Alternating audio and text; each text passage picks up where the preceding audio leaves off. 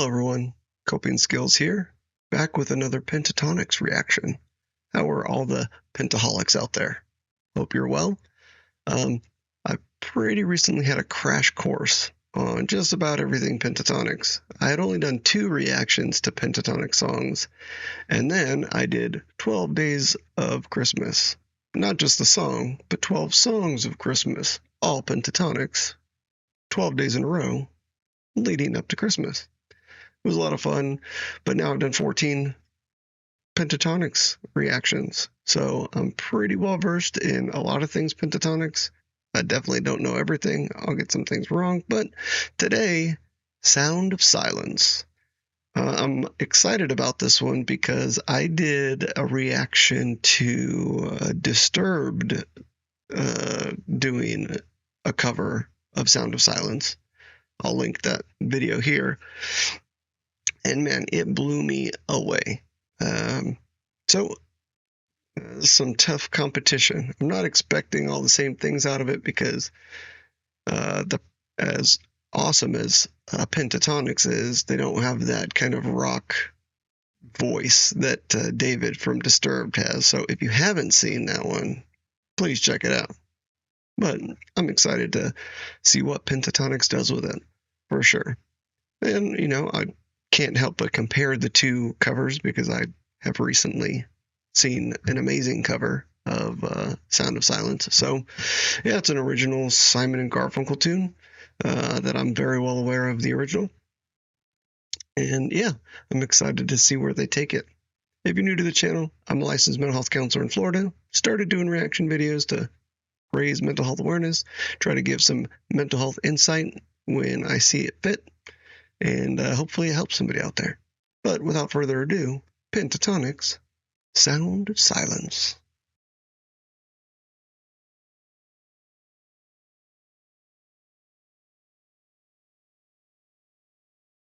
Hello, darkness, my old friend. I've come to talk with you again. Because a vision softly creeping left its seeds while I was sleeping. And the vision that was planted in my brain still remains. So before we get too far into this, because I'm going to let that play through again, and I want to let the song take me before I analyze too much about it. But I did want to comment that, man, Scott's kind of deep resonance came in there a little unexpected for me. I know that he can cover the bass, but when he's been the front man a little bit, kind of that solo, not solo, but lead vocal, right? He's usually more in that baritone, almost like tenor type of range, not in this like more bass range. So, man, it was really cool to hear that very moving way to start the song, that deep and by himself. Can't help but compare it to Disturbed's version, which I've listened to a bunch of times since I did the reaction because it's just beautiful. They start off with silence, and then they bring in instrumentals. So Pentatonix obviously isn't using instruments outside of their voices, but they definitely bring a full sound, and I already see that kind of forming here. But just kind of wanted to compliment Scott and his bassier vocals, right? Here at the beginning. Beautiful. Hello, darkness, my old friend. I've come to talk with you again. Because a vision softly creeping left its seeds while I was sleeping. And the vision that was planted in my brain still remains within the sound of silence. In restless dreams I walked alone, narrow streets of cobblestone, neath the halo of a street lamp. I turned my collar to the cold and damp, when my eyes were stabbed by the flash of a neon light that split the night and touched the sound of silence. Before we get into the next bit, man, so beautiful. I think when comparing the two, I can't help but do it. Disturbed really kind of made it a new song with a totally different feel. And reading through tons of comments on that one, it seemed like Simon and Garfunkel issued a warning to heed the warning to not be silent, right? To communicate, to not be distracted by the flash of the neon lights, right? Of all the glitz and glamour, Hollywood, all kinds of things, right? There's a lot of different ways that you can read in to the original Simon and Garfunkel tune. Disturbed changed it to "You have not taken heeded." It's Office reference. We haven't heeded the warning, and it's more like the reckoning of not heeding the warning.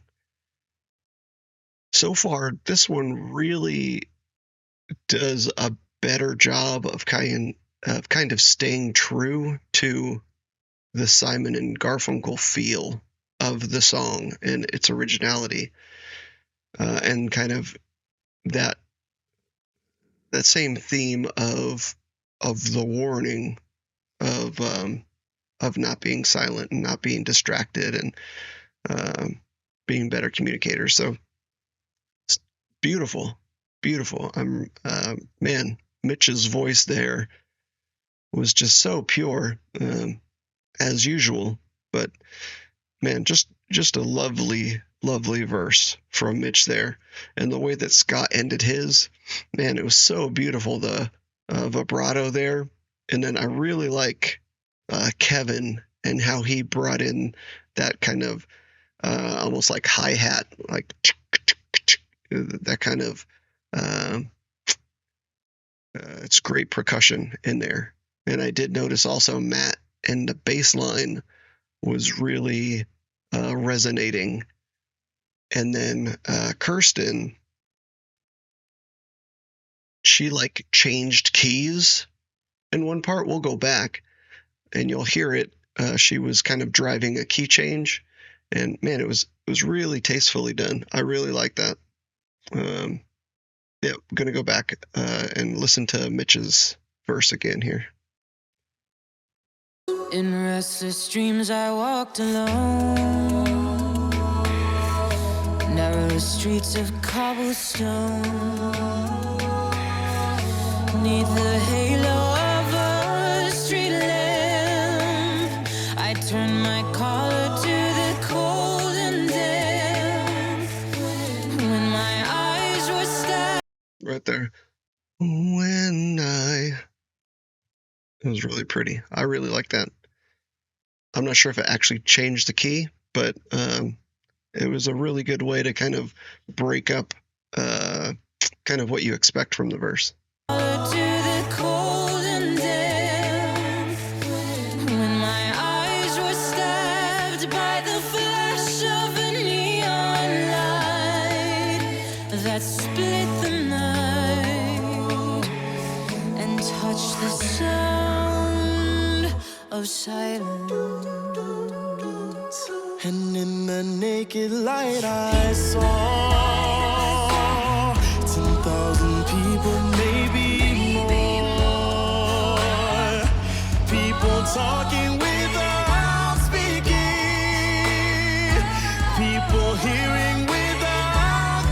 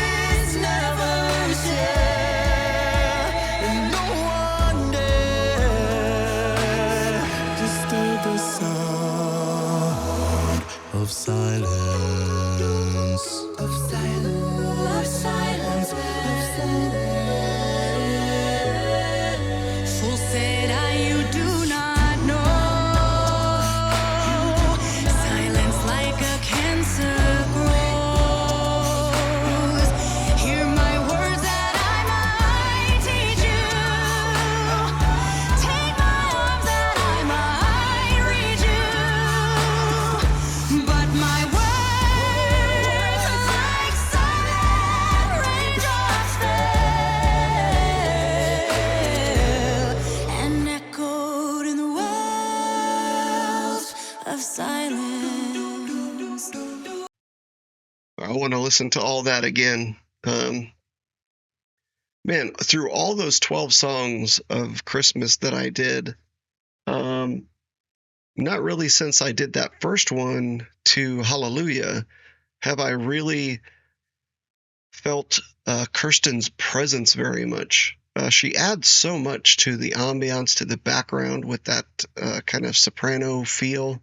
And there was Please Santa Please that was really like her lead, and I think she wrote it, right? That was beautiful. But man, something special when like she really starts to belt. Man, it gave me goosebumps. Like it was just beautiful. I want to go back and hear that again. Fool said you do not know. Silence like a cancer grows. Hear my words that I might teach you. Take my arms that I might reach you. But my words like silent raindrops fell and echoed in the wells of silence. And the people bowed and prayed to the neon god they made. And the signs are shouting warning, and the words that he was for me. And the signs said the words of the prophets are written on the subway walls and tenement halls, and whispered in the sound of silence.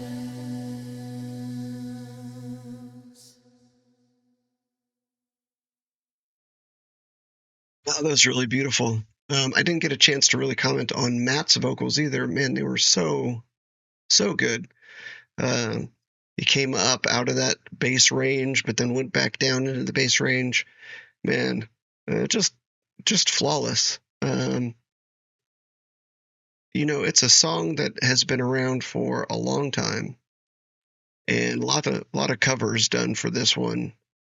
But man, I think staying true to the kind of the Simon and Garfunkel feel, this was the most creative and vocally talented version that I've ever seen.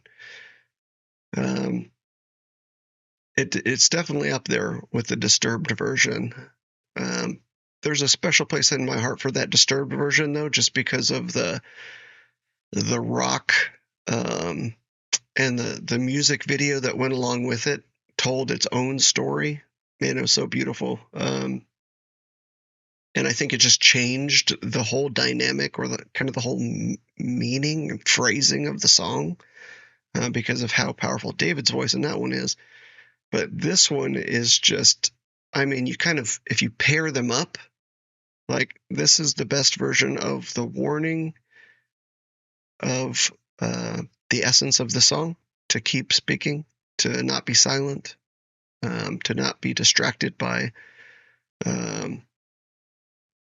all the distractions that are out there, and to have a voice. When it was originally written, it was kind of on the heels of the Vietnam War, and there was a lot of vocalization about, or kind of the government silencing people, and it still happens today. There's a lot of kind of unknown censorship that happens in the United States, at least. But anyway, yeah, man, so beautiful. I really liked Kirsten's verse in this one. I was hoping for like a real like Mitch slap. His verse was beautiful, but definitely didn't get the Mitch slap I was hoping for. So yeah, leave in the comments below, outside of Hallelujah, what's your favorite Mitch slap moment? Give me some ideas for the next Pentatonix song to react to. But, well, thank you for sticking with me this far. If you're still listening, please, if you haven't, hit that subscribe button, hit the like, leave a comment, and until next time, click on something here and keep listening.